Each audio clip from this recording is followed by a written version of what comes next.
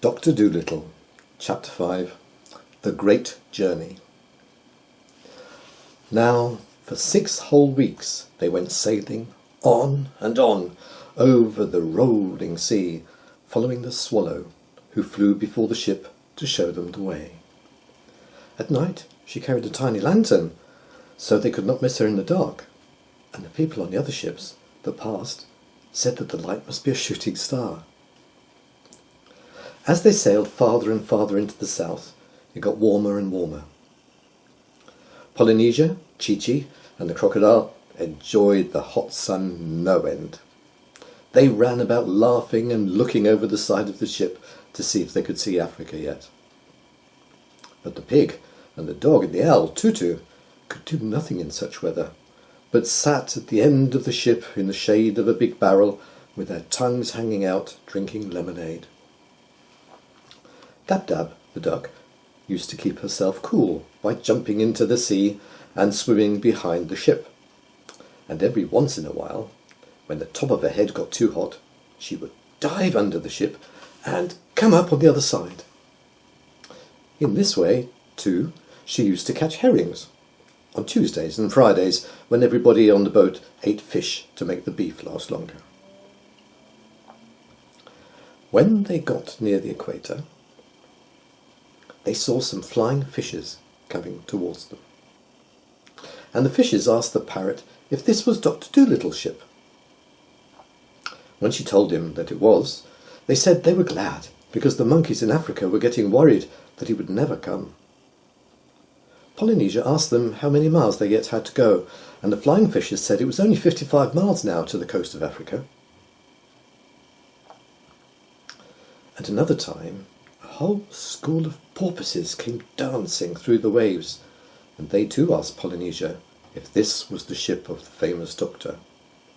And when they heard that it was, they asked the parrot if the doctor wanted anything for his journey.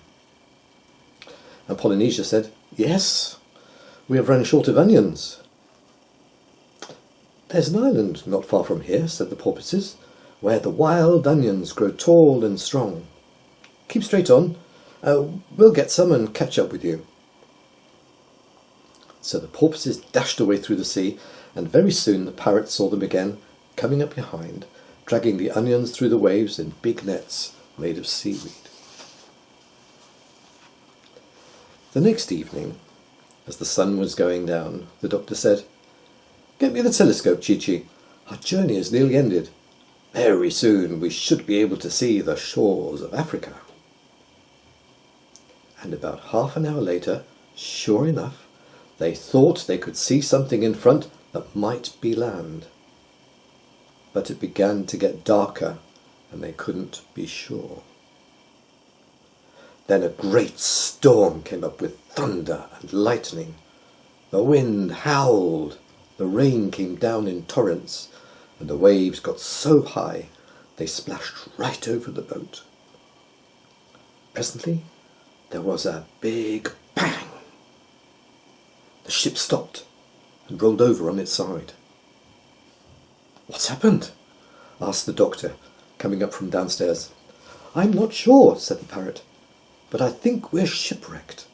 Tell the duck to get out and see." So Dab-Dab dived right down under the waves, and when she came up, she said they'd struck a rock. There was a big hole in the bottom of the ship, the water was coming in, and they were sinking fast.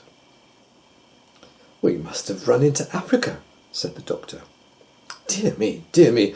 Well, we must all swim to land." But Chi-Chi and Gub-Gub did not know how to swim.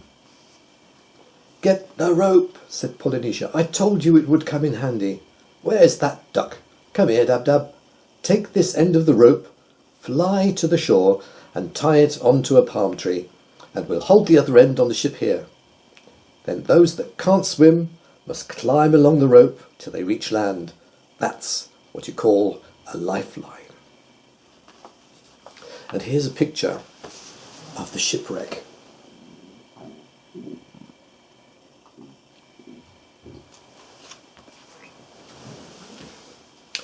So they all got safely to the shore, some swimming, some flying, and those that climbed along the rope brought the doctor's trunk and a handbag with them. But the ship was no good anymore, with a big hole in the bottom, and presently the rough sea beat it to pieces on the rocks, and the timbers floated away. Then they all took shelter in a nice dry cave they found, high up in the cliffs, till the storm was over. When the sun came out next morning, they went down to the sandy beach to dry themselves. "Dear old Africa," sighed Polynesia. "It's good to get back. Just think, it'll be 169 years tomorrow since I was here. And it hasn't changed a bit. Same old palm trees, same old red earth, same old black ants. There's no place like home." And the others noticed she had tears in her eyes. She was so pleased to see her country once again. Then the doctor missed his high hat, for it had been blown into the sea during the storm. So Dab-Dab went out to look for it, and presently she saw it a long way off, floating on the water like a toy boat. When she flew down to get it, she found one of the white mice, very frightened, sitting inside it. "What are you doing here?" asked the duck. "You were told to stay behind in Puddleby." "I didn't want to be left behind," said the mouse. "I wanted to see what Africa was like. I have relatives there." So I hid in the baggage and was brought onto the ship with a hardtack.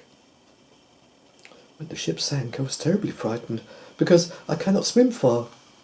I swam as long as I could, but I soon got all exhausted and thought I was going to sink. And then, just at that moment, the old man's hat came floating by, and I got into it, because I didn't want to be drowned. And here's a picture of the duck, Dab-Dab, finding the hat with the mouse in it.